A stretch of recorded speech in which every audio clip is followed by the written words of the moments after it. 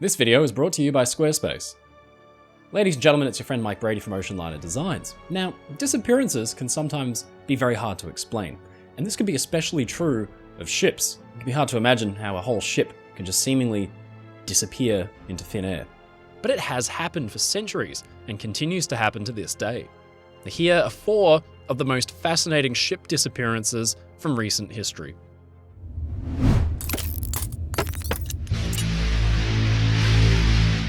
This first ship was lost without a trace, and after messages in bottles began to wash up on beaches, it led to a tantalizing mystery that still puzzles experts to this day. Long before the Titanic, the White Star Line had a fleet of impressive ships that battled their longtime competitor Cunard Line for Atlantic dominance. The liner Naronic was different to other ships though.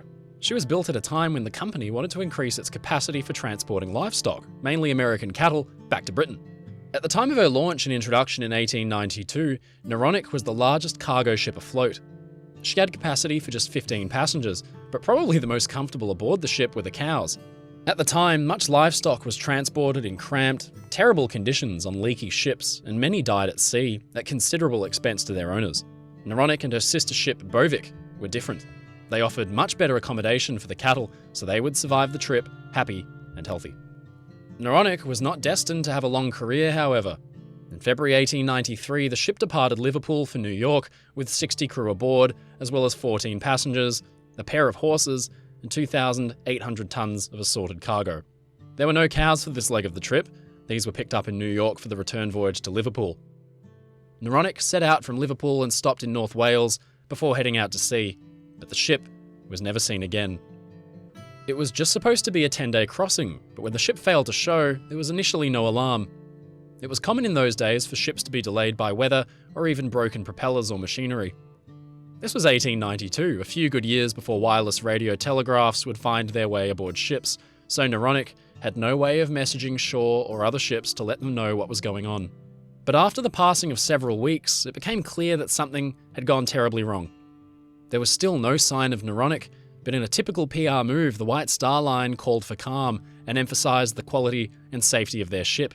They stressed that the ship is recent, built with watertight compartments, well-equipped, handled and commanded by the best officers in the Atlantic. But then, in March, the company began to express concern for their ship. A search was mounted, and ships crossing the Atlantic were given extra lookouts, but it was all for nothing. The White Star Liner Titanic arrived in Ireland, having diverted themselves well south to look for the ship, but they found no trace. The White Star Line was forced to recognise the situation, and they announced, "We still hope that it can be safe, but it is unlikely that it will be found, because the Atlantic is crisscrossed by steamers and sailboats, and it would certainly have been spotted if it had still been afloat." Later that month, the British steamer Coventry spotted 2 of Naronic's lifeboats, empty and adrift, about 500 miles east of Halifax, Nova Scotia. One was capsized, and the other was swamped. By June 1893, the ship was clearly lost, and an inquiry was set up to figure out the likely cause. Rumours abounded, and there were even reports of messages found in bottles washed up on beaches. One was supposedly found washed up on a beach 6 weeks after the disappearance at Ocean View, Virginia. It said, 3:10 a.m. February 19th, SS Naronic at sea. To who picks this up? Report when you find this to our agents, if not heard of before, that our ship is sinking fast beneath the waves. It's such a storm that we can never live in the small boats. One boat has already gone with her human cargo below. God let all of us live through this. We are struck by an iceberg in a blinding snowstorm and floated 2 hours. Now, it's 3:20 a.m. by my watch and the great ship is dead level with the sea. Report to the agents at Broadway, New York, M. Kersey and Company. Goodbye all. The letter was signed by Mr. John Olson, a cattleman, but the only problem is that, according to logs, there was no John Olson aboard the ship. The inquiry refused to accept the messages found in bottles as genuine. Later, a new theory emerged. Naronic's cargo included dangerous chemicals like potassium chlorate, sodium sulfide, and calcium hypochlorite. If a storm had descended on the ship, those chemicals could have accidentally mixed if their vessels and containers broke in the rolling ship, and the result would have been catastrophic for Naronic. An explosion of immense size could have crippled the ship and led to a sudden sinking. A newspaper from the time ran a Norwegian captain's report at having spotted one of Naronic's lifeboats covered in barnacles, but clearly hastily prepared for lowering. This spoke of a sudden and unexpected departure from the ship.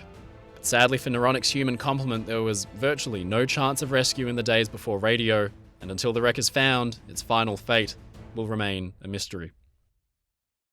Just before I go on with the video, I wanted to tell you a quick story about today's sponsor, Squarespace. See, back in 2018, when I was a struggling artist, I knew I enjoyed drawing ships. I just didn't really know what to do with it. So I started up a business to sell drawings that was at the time called Liner Designs. I changed the name because people thought I was calling it Linear Designs. Named it Oceanliner Designs. But I actually built my website using Squarespace back in 2018. And this is completely true, and I'm really happy to do an advertisement for them because I still use the product all these 5 years later, and it's been great. There were 3 things that really worked for me. The easy blog creating function so I could write articles about ships, and this was one of my favorites. It's about my friend, former P&O crew member Ken Beard. I like how graphic everything is. You can really make beautiful photo slideshows and put images in there that are big, and they look stunning and full of detail. I also enjoy the advanced analytics. There's something really nice about seeing people from all over the world accessing your website. If you want to build your own website or blog like me, go over to squarespace.com to get a free trial. When you're ready to launch, head over to squarespace.com/oceanlinerdesigns for a 10% off your first website or URL domain purchase. Be sure to share the link to your website in the comments of this video so that we can all have a look too. Now, this next ship disappeared on its maiden voyage, but unlike the Naronic, we have a much clearer idea of what happened. The Hans Hedtoft was a brand new combination cargo passenger ship designed to carry refrigerated cargo. The ship wasn't huge by any means, only 82 meters or 271 feet long and about 2,875 gross registered tons. The ship was built in Denmark and was named after one of the former prime ministers of the country. The Danish Ministry of Defence secretly strengthened it to take 40mm anti-aircraft guns in the case of the outbreak of war.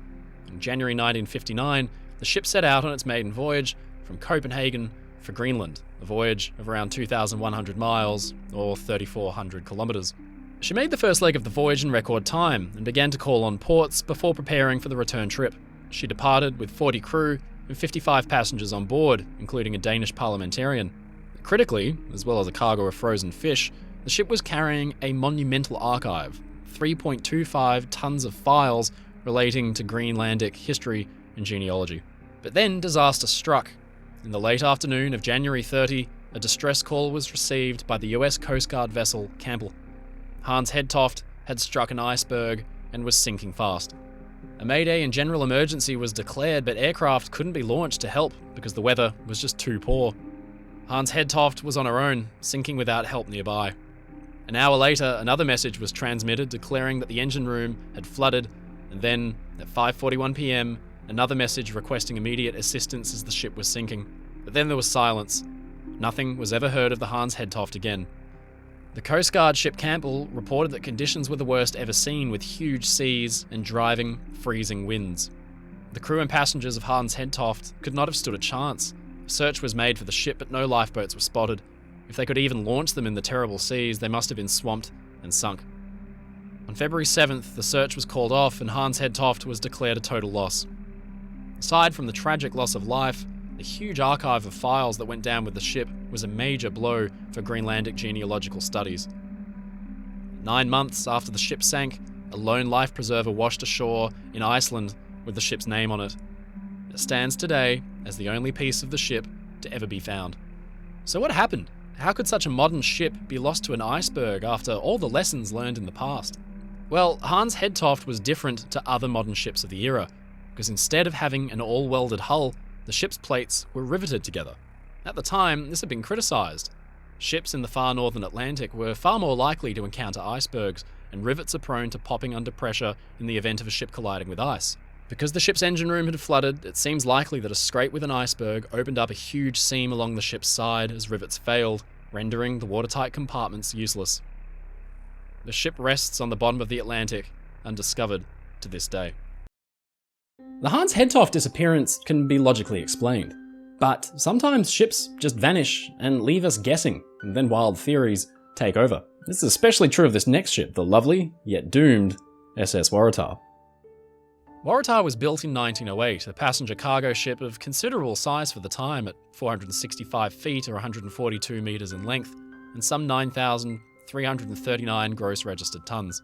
The ship was designed to carry passengers and cargo on the long voyage between Britain and Australia, and she had space for 432 passengers in cabins and another 600 immigrants in temporary dormitories within the ship's cargo holds.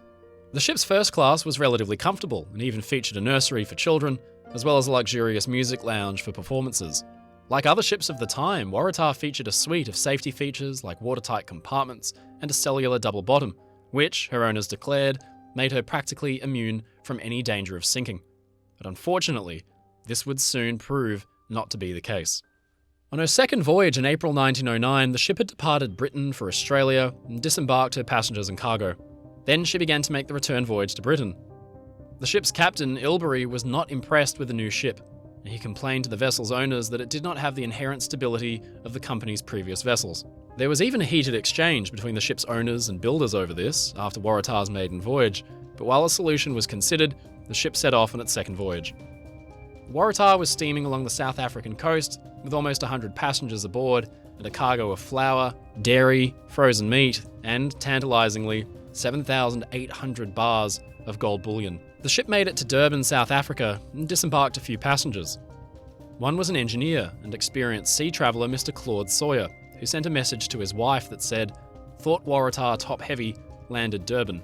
Sawyer was meant to sail all the way through to Cape Town, but decided to get off earlier because he was worried about the seakeeping behaviour of the ship. Waratah left Durban on the 26th of July with 211 passengers and crew, and was spotted the next day by a smaller ship, the Clan McIntyre. The captain of that ship recalled it was the worst weather he'd ever experienced in his 13 years at sea, with massive waves and powerful winds. Waratah sailed off into the distance, buffeted by the sea, and was never properly seen again. In the midst of the driving seas, Waratah ploughed ahead, intending to reach Cape Town on July 29th. But when the ship failed to reach its destination, concern began to mount. Just like Naronic though, this took some time because it was still common for ships in that era to be weeks overdue. But finally, in August that year, a search was mounted. The Royal Navy ship HMS Hermes was sent with 2 other warships to look, but the seas were still so heavy that Hermes' hull was breached and the ship had to be dry docked. On August 10th, some exciting news came from Durban. A vessel, seemingly matching Waratah's description, had been spotted slowly making its way towards the port. In Australia, the message was even read out in Parliament, and in the city of Adelaide, Waratah's first Australian port of call, the town bells were rung. But in the end, the ship was found not to be Waratah, and the vessel was still missing. For 4 months, the Royal Navy and the Waratah's owners searched, chartering vessels to find the ship. But in the end, no confirmed trace of her or her passengers and crew was ever found. No lifeboats, no life preservers, nothing. There were reports of a life preserver washing ashore on New Zealand with the ship's name on it, but this is hard to prove. And in the end, inquiries had nothing to work with except the discussions regarding the ship's stability before the departure. The inquiry found that the ship had been well built and was safe as could be at the time, but many former passengers from the maiden voyage and the first leg of the second voyage recalled pitching and rolling and the ship taking on a dangerous list. Confusingly though, other passengers and crew came forward to discredit these reports, stating that the ship was stable and handled well at sea. No obvious answer was evident, and in the end, only wild theories could be put forward for consideration. One theory had Waratah experience a dramatic cargo shift as she was carrying over 1,000 tons of lead and 300 tons of lead ore concentrate. This can liquefy, creating a dangerous situation for the ship as its stability is upset. This free surface effect could cause a capsize, and today, ore concentrate is treated as a hazardous cargo for this very reason. Another theory is that Waratah experienced an explosion, maybe of her coal dust or a boiler, which would have sunk the ship in minutes. But the most likely explanation is possibly the most horrifying: a freak wave. In heavy seas, waves can band together to create one massive, seemingly random rogue wave, which can have devastating consequences for any ship in their path. Waves like this have damaged massive transatlantic passenger liners. One even rolled the mighty Queen Mary about 50 degrees onto its side, and that ship was almost 9 times larger than the Waratah. If the ship really was experiencing stability issues, then a rogue wave catching it unaware would result in a capsizing and immediate sinking, a nightmare situation for any ship's passengers and crew, leaving no time for preparing or lowering the lifeboats. In the end, the ship's owners, the Blue Anchor Line, faced bankruptcy as ticket sales dried up. It entered voluntary liquidation in 1910 and sold all its assets off to P&O. Like the other ships on this list, today the Waratah's wreck lies somewhere on the sea floor, rusted and corroded, but still bearing the clues that could help solve the mystery of the ship's loss, if only it could ever be found. Our last ship today was revolutionary for its time, but like others on this list, it disappeared with all hands and only messages in bottles give us a clue as to what might have happened. The Collins Line was an American passenger steamship company doing its best to compete with its British competitors like Cunard Line. This was in the very early days of steamship services across the Atlantic. Before then, passengers had to brave wild seas in rickety sailing ships, and the trip took weeks. Instead, by 1849, passengers could sail on combination passenger ships like Collins Line's Pacific, which, along with its 3 sister ships, was the fastest, safest, and most luxurious ship of its day. In January 1856, the ship set out from Liverpool for New York with 45 passengers and 141 crew, captained by experienced skipper Asa Eldridge, who had previously set a world record for the fastest time across the Atlantic by a clipper sailing ship. That year, the icebergs had been particularly heavy, and captains were warned of their presence. The ship sailed off for New York, but disappeared somewhere along the way. This was long before the advent of wireless communication, and the Pacific seemed to have just vanished into thin air. Other ships were sent to trace out Pacific's route, but no sign of the ship could be found. Then, in 1861, 5 years after the disappearance, a message in a bottle was found washed up on the beach of an island off the Scottish mainland. In it was a chilling message. It said, "On board the Pacific from Liverpool to New York, ship going down, confusion on board, icebergs around us on every side. I know I cannot escape. I write the cause of our loss, that friends may not live in suspense. The finder will please get it published. W.M. Graham." After checking, Pacific's passenger manifest indeed included a British sea captain, Mr. William Graham, who was sailing for New York to take command of his own ship. Although the message's veracity couldn't be definitely confirmed, it remains the only and most likely explanation as to the ship's disappearance. A collision with an iceberg in the night would have been devastating to the ship in an era before many of the safety measures we are familiar with today. Unfortunately, owing to the vast size of the North Atlantic Ocean, we may just never know the ultimate cause of Pacific's loss, and it will forever remain a mystery. Ladies and gentlemen, it's your friend Mike Brady from Oceanliner Designs. Thank you so much for watching this video. Please think about liking and subscribing to the channel. You can support my channel on Patreon. You'll find the link down in the description. Until then, stay safe, stay happy, and I'll see you again next time.